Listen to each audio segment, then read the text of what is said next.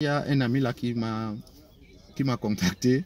Et c'est un peu amusant hein, parce que c'est un peu amusant ce qu'il me dit. Il me dit que bon, comme chaque jour tu chantes dans nos oreilles, il faut, comment dire ça, il faut laisser le gardiennage, il faut laisser la moto, blablabla. Les gars, est-ce qu'un jour, vous m'avez dit ici qu'il faut laisser le gardiennage? Je n'ai jamais dit ça. Je n'ai jamais dit ça. Tu laisses le gardiennage quand tu as autre chose à faire, à part le gardiennage. C'est ce qu'ils sont en train de dire depuis. Vous vous faites former. À la longue, vous laissez le gardiennage. C'est ce qu'il dit depuis. Imaginez-vous donc que tu sors de l'extrême nord. Quelqu'un qui sort de l'extrême nord ou du nord même. Il sort parce que ça n'allait pas. Et sous quoi même, il me dit que il est quitté de l'extrême nord parce que il fréquentait, il a demandé l'argent de la pension et les frais de dépôt des dossiers pour le bac. En fait, pour le bac. Maintenant, la famille ne pouvait pas. La famille ne pouvait pas. Les parents, en fait, ils n'avaient pas de moyens. Donc, qu'est-ce qu'il fait? Il fait ses jobs. Et comme il a perdu l'année, il fait ses jobs. Après, il vient en ville. Il vient donc prendre la moto. Il commence à conduire la moto. Bon, je lui dis maintenant, ok, toi maintenant qui est resté, toi maintenant que ça fait 4 ans, tu es venu en ville parce qu'il n'y avait pas l'argent pour tes frais de scolarité. Et tu sais que fur et à mesure que le temps passe, l'école devient plus chère.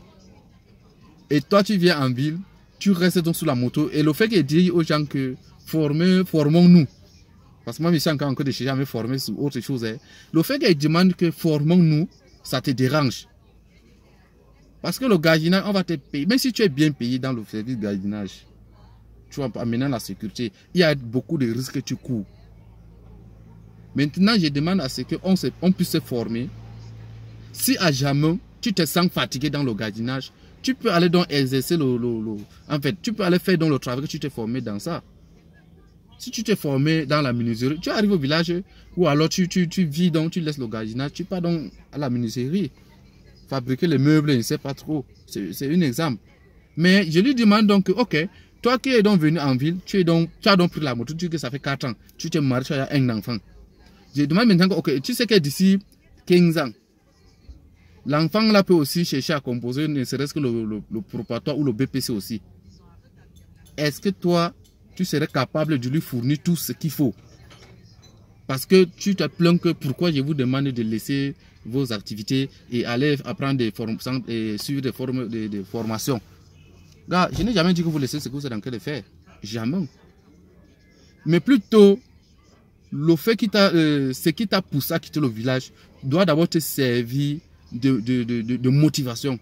De faire en sorte que la vie de tes enfants doivent être différente. Ça, c'est ce que moi j'ai appris. La souffrance que j'ai reçue, mes enfants ne doivent pas passer par là. Ça, c'est le défi que je me suis donné. Et je vois qu'il y a beaucoup de jeunes qui peuvent faire les mêmes pas que moi. Beaucoup. Voilà pourquoi j'essaie de donner mon point de vue. Ce n'est pas que je force quelqu'un à me suivre. Non. Mon exemple peut être mauvais pour d'autres personnes. Mon exemple peut être bon pour d'autres personnes. Vous comprenez un peu. Donc, mais il faudra déjà penser à la retraite, comme je venais toujours de dire dans mes vidéos, que est-ce qu'à 60 ans, tu pourras encore bâcher 2 personnes sur la moto? Parce que c'est un monsieur qui m'appelle, c'est quelqu'un que je respecte beaucoup. Hein. S'il reste sur la moto jusqu'à que l'enfant a 15 ans ou 16 ans, l'école va coûter combien? Et ça ne serait pas le seul enfant qu'il aura. C'est voilà pourquoi je lui dis que non. Mais en te formant sur quelque chose, ta vie peut commencer à changer tout doucement. Et les risques diminuent. Tu vois un peu, la moto donne aussi la maladie. Le vent là, le vent que vous voyez chaque jour que tu es sur la moto, le vent là, ça donne de la maladie. La poussée qui entre dans les yeux chaque jour, ça donne de la maladie à la longue. Tu as les problèmes de vue. À la longue, tu as les problèmes de poumons. Parce que l'air est entre la plombe avec la poussière. Donc on ne souhaite pas, mais ce sont les choses qui arrivent. Ce sont les choses vraies. Donc, je ne suis pas là pour vous demander de laisser vos activités et d'aller vous faire former. Tu vas aller te faire former, tu vas trouver là où pour te faire former. C'est en faisant ta moto que tu peux prendre l'argent et te former.